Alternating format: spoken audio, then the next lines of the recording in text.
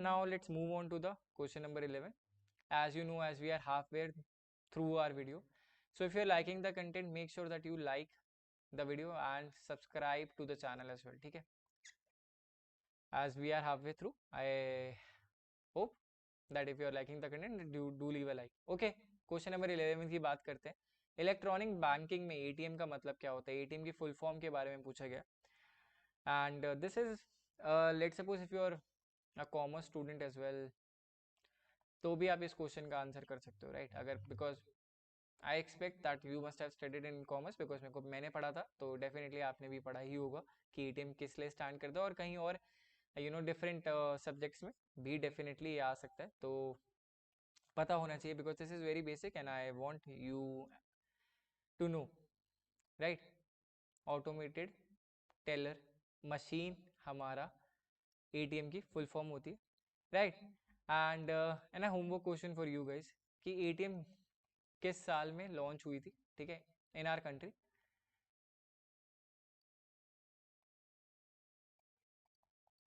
When was ATM launch in India, ठीक है, आपको ये बताना है, एंड बाय विच बैंक, ठीक है? कमेंट सेक्शन में definitely I want you guys to participate, so this is helpful for your information and you guys should be knowing about this. That is why I have put up this homework question कि ATM कब launch हुआ था India में and by which bank. So have to mention in the comment box, comment section में definitely you have to tell the right answer कि क्या है, and I hope you guys do attempt this question as well. ठीक है, move करते हैं हमारे question number 12 पे. Which of the following is the disadvantage of laptop computers in comparison to desktop? ठीक है, लैपटॉप एंड डेस्कटॉप के बीच में कंपैरिजन है. You have to pick a disadvantage. आपसे पूछा गया डिसएडवांटेज, इसलिए क्वेश्चन जरूर ध्यान से पढ़े करो. एडवांटेज नहीं पूछा गया, डिसएडवांटेज पूछा गया कि लैपटॉप का क्या डिसएडवांटेज है कंपेयर करें तो डेस्कटॉप से. 30 सेकेंड दे रहा हूँ आपको so that you can pick the right answer.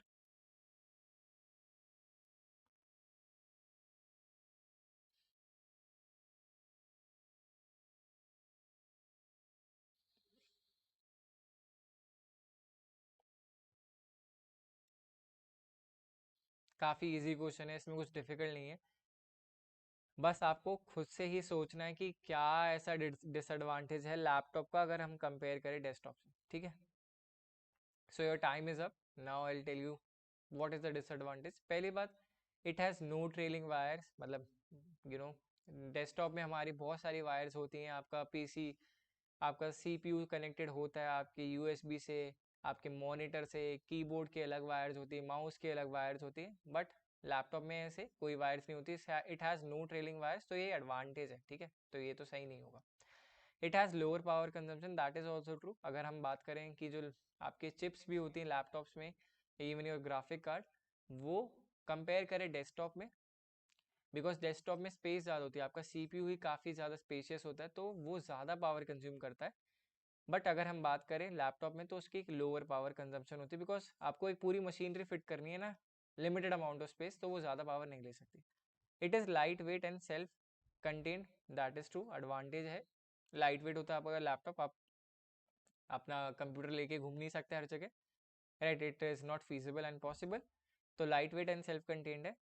Lastly अगर हम बात करें, it is easier to break और स्टील. हाँ जी, तो ये हमारा एक डिसएडवांटेज हो गया कि लैपटॉप को आप ब्रेक भी कर सकते हो और स्टील भी कर सकते हो. लेट सपोज आपने अपना लैपटॉप नियर टेबल या बेड एंड पे रख दिया, because our parents usually say keep your equipment gadget safely, right? Let suppose आपने बेड के कॉर्नर में रख दिया and someone by mistakenly you know like put an hand on it and it fell down, तो वो टूट गया, तो वो ब्रेक हो सकता है. और स्टील करना भी बहुत ही ईजी है कंपेयर करे जाएगा लैपटॉप और डेस्कटॉप को. ठीक है, तो ये हमारा एक डिसएडवांटेज हो गया. So option D would be the right answer. Now moving on to the next question, question number 13. Which of the following statements are correct? आपको 4 स्टेटमेंट दे रखी है लेजर प्रिंटर के बारे में. लेजर प्रिंटर यूज करते हैं drawing. Unlike dot matrix and inkjet printers, laser printers do not use ink when producing a document. Laser printers use the property of static electricity. Laser printer produce ozone gas and tiny toners particulates in the air. ठीक है, 4 option है, 30 seconds. काफ़ी interesting question है, right. काफ़ी perspective change question करने का भी है, because when I went through this study material, तो मेरे को भी कुछ नया पता चला। So as I said, teaching is also ever learning process. आप भी कई चीज़ें नई सीखते हो, ठीक है। With time you also learn about things which you weren't aware about earlier. So काफ़ी अच्छा है, आई ओपनर क्वेश्चन है, and I want each one of you to attempt this. आपको भी अगर let suppose if you are well aware about laser printers, then you will be able to figure it out. इसमें से आपको ये बताने कौन सी स्टेटमेंट करेक्ट है, तो कौन कौन सी स्टेटमेंट करेक्ट हो सकती है आपको वो बताना, ठीक है, right. So time is up. Laser printer use करते हैं properties of electric static electricity. हाँ जी, ये बिल्कुल सही है। इलेक्ट्रोस्टैटिक होता है इनका, स्टैटिक इलेक्ट्रिसिटी ये बोल सकते हैं, राइट। डायनामिक इलेक्ट्रिसिटी नहीं यूज करती, स्टैटिक इलेक्ट्रिसिटी यूज करी जाती है। फिर बात करें, laser printer produce ozone gas and tiny toner particulates in there, this is also truth. So this was eye opening for me. ये ओजोन गैस प्रोड्यूस करते हैं, tiny toner particulates in there ये भी प्रोड्यूस करते हैं। Unlike dot matrix and inkjet printers, laser printers do not use ink when producing a document। देखो ये statement ना काफी कॉन्ट्रोवर्शियल, अगर आप बात करो लेजर प्रिंटर की ना, वो वैसे इंक यूज नहीं करता, but what laser printer use is a toner, ठीक है। एक टोनर यूज करा जाता है ड्राई बेसिस पे, तो इसको हम इक्विवेलेंट मांग सकते हैं कि ये यूज करता है ड्राई इंक, राइट। ये थोड़ा कॉन्ट्रोवर्शियल ओपिनियन है, बिकॉज जब मैंने इसके बारे में पढ़ा और जो आपकी आंसर स्कीम आई हुई थी, उसमें जो आपका राइट आंसर आया ऑप्शन बी है, ऑप्शन ए सी डी। दो मेरे को लगता है कि ड्राई इंक वाला ऑप्शन इन्होंने ड्राई बेसिस जो टोनर यूज करता है उससे उठाया होगा, right.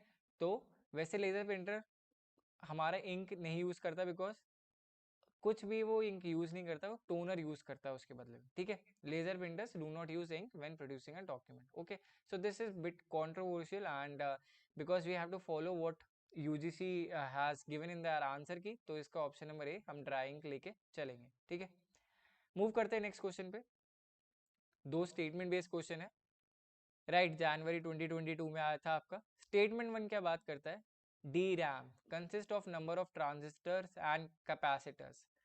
Statement 2, D RAM needs to be constantly refreshed, ठीक है। ऑप्शन देता हूँ और साथ ही साथ आपको एक्सप्लेन करता हूँ डी रैम क्या है।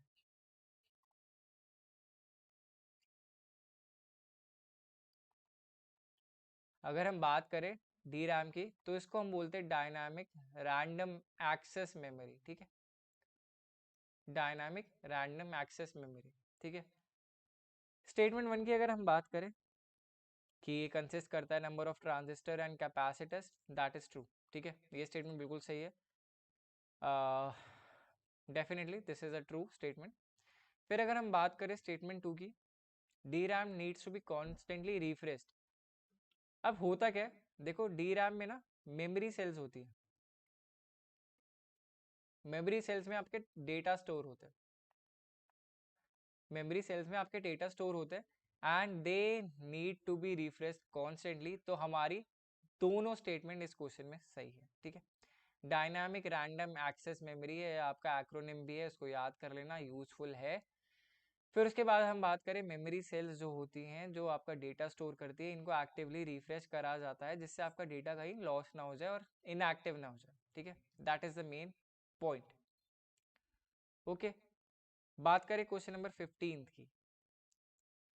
एक आईटी कंपनी के बारे में बात करी गई है, जिसने एक रिसेंटली एक नया लैपटॉप बनाया जो यूज करता है less power, smaller in size है, वे करता है less than previous laptop model. अब कौन सी टेक्नोलॉजी का यूज करा जा सकता है जिससे वो ये task less power, smaller in size, way less than previous model accomplish कर पाए, ठीक है। चार ऑप्शन है, give you 30 second for this question as well, and then I will tell you the right answer. You just have to figure out the answer from this statement only, right? Statement based question है, figure out करने के लिए।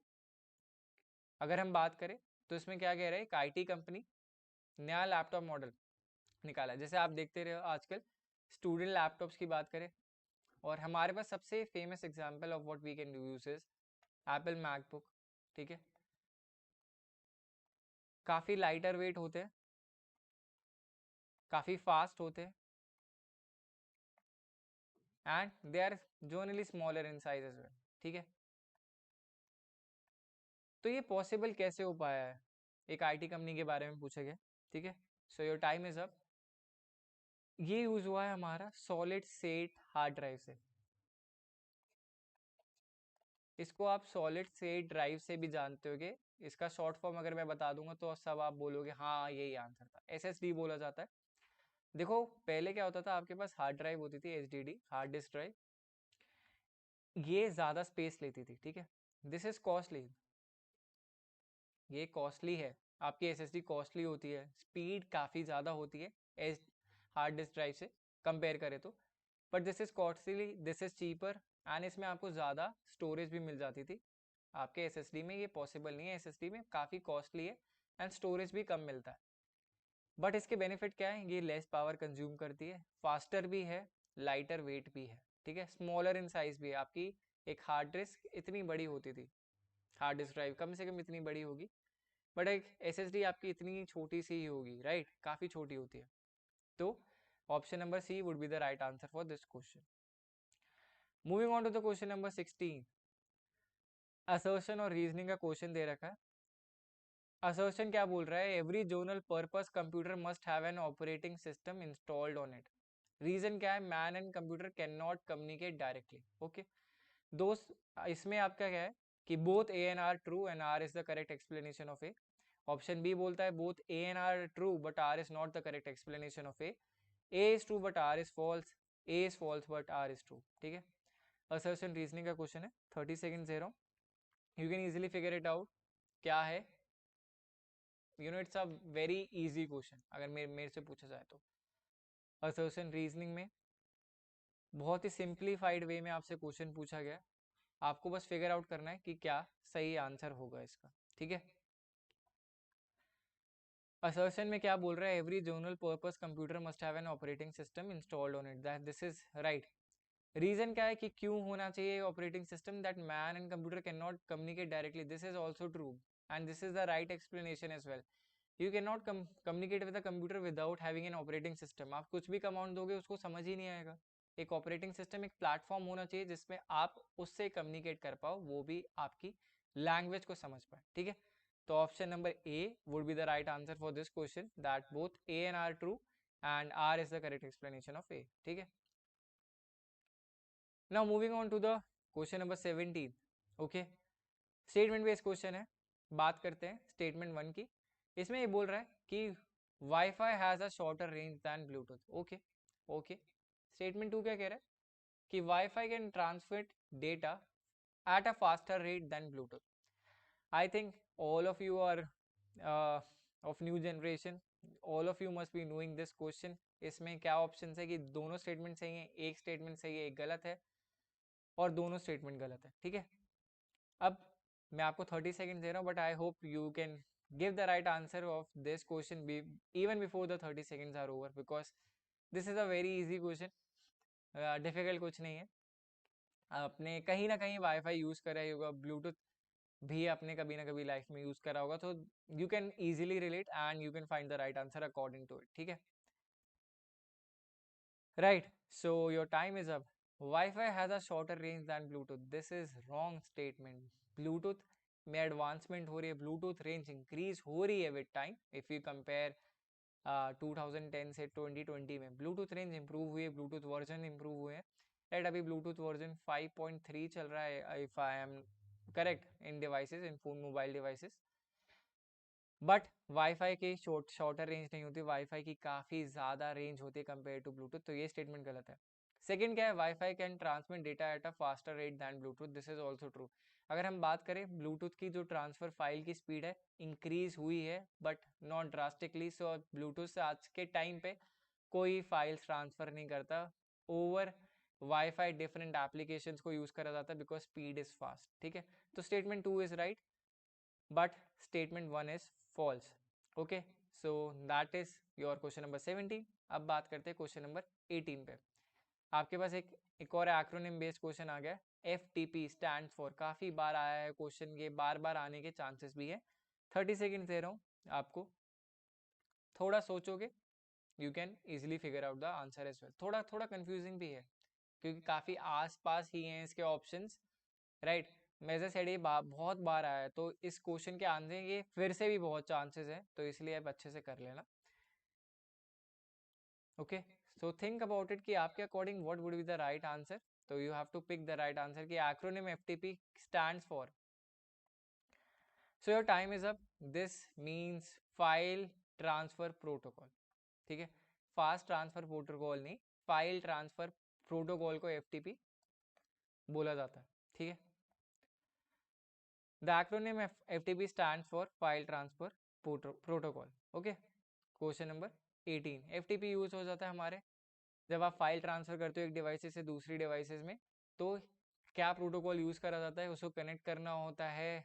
अगर आप wifi के through connect कर रहे हो या फिर आप यूएसबी पोर्ट्स के थ्रू कनेक्ट करे जा रहे हो, फिर वहां से आपके फाइल्स को ट्रांसफर करा जाता है from one device to another. Okay, moving on to the next question, second last question.